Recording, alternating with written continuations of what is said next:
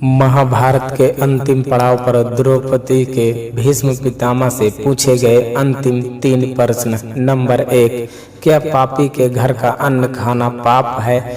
Number 2, पापी व्यक्ति की पहचान कैसे करें? नंबर 3, लोग पाप क्यों करते हैं? यह बात उस समय की है जब महाभारत का युद्ध चल रहा था। कौरवों के प्रथम सेनापति भीष्म पितामह अर्जुन के बाणों से बंधकर बाणों की सैया पर पड़े हुए थे। कौरव और पांडव रोजाना उनसे मिलने, उनका हाल जानने उनके पास आते रहते थे। एक दिन रानी द्रौपदी के साथ 5 पांडव भी उनसे मिलने पहुंचे और पितामह भीष्म के चारों ओर खड़े हो गए। धर्मराज युधिष्ठिर ने उन्हें प्रणाम कर उनसे राजनीति, कूटनीति, धर्म अधर्म जैसे महत्वपूर्ण बिंदुओं पर बात की। भीष्म पितामह पांडवों को उपदेश करने लगे। सभी पांडव द्रौपदी सहित उनके उपदेशों को ध्यान से सुन रहे थे, परंतु उन उपदेशों के बीच रानी द्रौपदी अचानक से खिलखिलाकर हंस पड़ी। द्रौपदी का खिलखिलाकर हंसना देख भीष्म पितामह ने आहत होकर उपदेश देना बंद कर दिया। 5 पांडवों को भी द्रौपदी का यह व्यवहार पसंद नहीं आया। सब एकदम शांत हो गए। कुछ क्षणों के बाद पितामह भीष्म द्रौपदी से पूछने लगे, हे पुत्री, तुम एक सम्मानित कुल की बहू हो। तुम्हारा अचानक से हंसना 2 बातों को उजागर करता है। या तो तुम मेरी बातों का उपहास उड़ा रही हो या तुमने किसी बीती हुई घटना का स्मरण किया है। क्या मैं तुम्हारी हंसी का कारण जान सकता हूँ? द्रौपदी कहने लगी, पितामह, मेरे हंसने का भाव आपका उपहास उड़ाना बिल्कुल नहीं है, बल्कि मैं ये सोचकर हंस रही थी कि आज आप अन्याय के विरुद्ध लड़ने का उपदेश दे रहे हैं, लेकिन आप स्वयं जीवन भर अन्याय की ओर से लड़ते आ रहे हैं। जब मुझे भरी सभा में निर्वस्त्र किया जा रहा था, तब आपका यह ज्ञान कहाँ चला गया था? उस समय मौन रहकर आप भी अन्याय के पक्ष में खड़े थे। राजा विराट के यहाँ 60,000 गायों को चुराने सिर्फ दुर्योधन अकेला नहीं गया था, उन चोरों में आप भी शामिल थे। और जब यह महाभारत का युद्ध निश्चित हो गया, तब भी अधर्म का पक्ष भारी करने के लिए सबसे आगे आप ही खड़े थे। और आज आप पांडवों को धर्म अधर्म की बातें सिखा रहे हैं। मुझे यही सोचकर हंसी आई थी। द्रौपदी की नुकीली बाणों की तरह चुभने वाली बातें सुनकर भीष्म पितामह की आंखों में आंसू आ गए। कुछ क्षण रुककर भीष्म पितामह कहने लगे, हे पुत्री, आज तुम्हारी बातें सचमुच मुझे सोचने पर मजबूर कर रही हैं, परंतु अब मैं विवश हूँ और आज मैं जो बाणों की सैया पर पड़ा हूँ, इसमें भी मेरा स्वयं का ही दोष है। हर व्यक्ति अपने कर्म से ही दुख भोगता है और अपने कर्म से ही सुख। पुत्री, तुम तो जानती ही हो कि मैं अपनी प्रतिज्ञा से बंधा होने के कारण सिर्फ एक कठपुतली बनकर रह गया, जो कारनामे तो बहुत करती है परंतु दूसरों की इच्छा से। उस समय मैं दुर्योधन का अन्न खा रहा था। वो अन्न प्रजा को दुख पहुंचाकर एकत्रित किया गया था। उस अधर्म युक्त अन्न को खाकर मेरे अंदर के सारे अच्छे संस्कार नष्ट हो गए। उस पाप रूपी अन्न को खाने के कारण मेरी वाणी थम गई थी और उस अन्न से बना रक्त मेरे शरीर में दौड़ रहा था, जो बार बार मुझे अन्याय के पक्ष में खड़ा होने के लिए विवश कर रहा था। इसलिए मैं अपराधियों के साथ रहकर अपराध करता रहा। मैंने तुम्हारा भी बहुत बड़ा अपराध किया है पुत्री, मुझे क्षमा कर दो। परंतु आज मैं जो उपदेश कर रहा हूँ, इनमें लेस मात्र भी पाप नहीं है। पाप से बना मेरा सारा रक्त अर्जुन के इन बाणों की सैया पर लेटकर बह चुका है। अब तो मेरे शरीर का सिर्फ ढांचा ही बचा है, जिनमें मेरे पिता के द्वारा दिए हुए संस्कार ही शेष बचे हैं।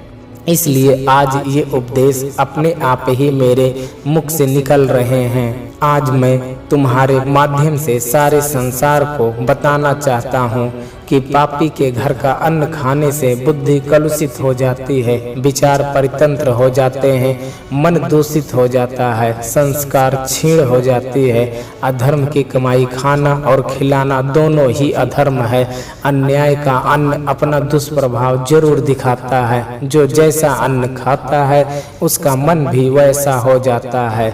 द्रौपदी ने पूछा, हे पितामह, पापी व्यक्ति की पहचान कैसे करे? भीष्म पितामह बोले, पुत्री, मनुष्य के कर्म ही उसकी पहचान करा देता है। यदि किसी कर्म से जनहानि होती है, किसी की भावनाएं आहत होती हैं, किसी को दुख पहुंचता है, तो निश्चित रूप से वो कर्म धर्म युक्त नहीं है। दूसरी बात, जो व्यक्ति धर्म और सत्य के मार्ग से अलग हटकर चलता हो, अपना स्वार्थ सिद्ध करने के लिए सत्य को दबाने का प्रयास करता हो, जो समय आने पर सत्य के पक्ष में खड़ा ना हो सके, उसे आप निश्चित ही पाप की कमाई खाने वाला ही समझिए। जिस प्रकार दिन और रात होते हैं, दिन सत्य का प्रतीक है और रात पाप की। दिन में प्रकाश होता है और रात में अंधेरा। सच्चा व्यक्ति जो भी करता है वह दिन की तरह उजाले में करता है और पापी हमेशा रात का सहारा लेता है। पापी व्यक्ति धर्म की प्रशंसा तो करेगा, भीड़ में उनके साथ भी चलेगा, परंतु आवश्यकता पड़ने पर जो मौन रहे, समझ लेना वो पाप की कमाई खाने वाला है। जो हिंसा का अनुमोदन करता है, जो निर्दोषों को, कमजोरों को, निर्बलों को बलि का बकरा समझता हो, समझ लेना वो पापी है। दुनिया में लाखों प्रकार के पापी हैं, उन्हें समझना और पहचानना बड़ा कठिन है। ऐसे लोगों की अवसर आने पर ही पहचान होती है। द्रौपदी ने पूछा, पितामह, लोग पाप क्यों करते हैं? भीष्म पितामह बोले, पुत्री, अज्ञानता, असंतोष, अत्यंत लोभ पाप के कारण है। या तो व्यक्ति बिल्कुल मूर्ख हो, जिसे धर्म अधर्म अच्छे बुरे का ज्ञान ही ना हो, वो व्यक्ति देखा दुनी किसी के बहकावे में आकर पाप में प्रवृत्त हो जाता है। या फिर कोई असंतोषी व्यक्ति होता है जिसकी इच्छाएं बहुत विकसित हो जाती हैं। ऐसा व्यक्ति प्रत्येक वस्तु को अपना बनाना चाहता है, चाहे उसके लिए उसे कुछ भी करना पड़े। जब हमारे भीतर असंतोष बढ़ जाता है, तब हम स्वयं के पास प्राप्त वस्तु से खुश नहीं रहते हैं और यही कारण है कि व्यक्ति पाप का सहारा लेकर वो सब कुछ पाना चाहता है जो उसके पास नहीं है। तीसरा कारण है लोभ। लोभ एक ऐसी तृष्णा है जो धन को देखकर दुगनी हो जाती है। लोभ में पड़कर व्यक्ति वो सब कार्य कर डालता है जो अनैतिक है, अधर्म युक्त है, निंदनीय है। लोभ पाप का जन्मदाता है। यदि व्यक्ति के मन में लोभ ना हो तो वो ऐसा काम क्यों करेगा जिसमें स्वयं का और दूसरों का नुकसान हो?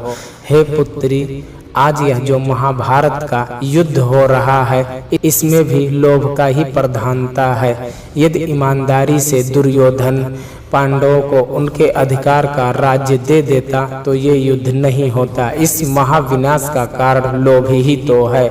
आगे भीष्म पितामह बोले, हे पुत्री, यदि सरल भाषा में बताऊं तो बिना स्वार्थ के पाप नहीं होता। अब वो स्वार्थ चाहे किसी भी रूप में हो, चाहे धन का स्वार्थ हो, पद प्रतिष्ठा का स्वार्थ हो, काम वासना का स्वार्थ हो या पुत्र मोह का स्वार्थ हो, ये सभी स्वार्थ जब तक सीमित रहते हैं, संतोष पूर्वक प्राप्त होते हैं, तब तक पाप नहीं बनता।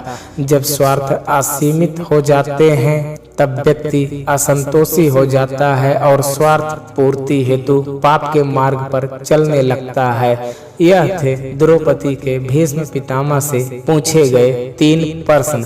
अगर दोस्तों आपको वीडियो अच्छा लगा हो और दोस्तों आपको कुछ सीखने को मिला है तो इस वीडियो को लाइक करिए और चैनल पर नए हैं तो चैनल को जरूर सब्सक्राइब कर लीजिए।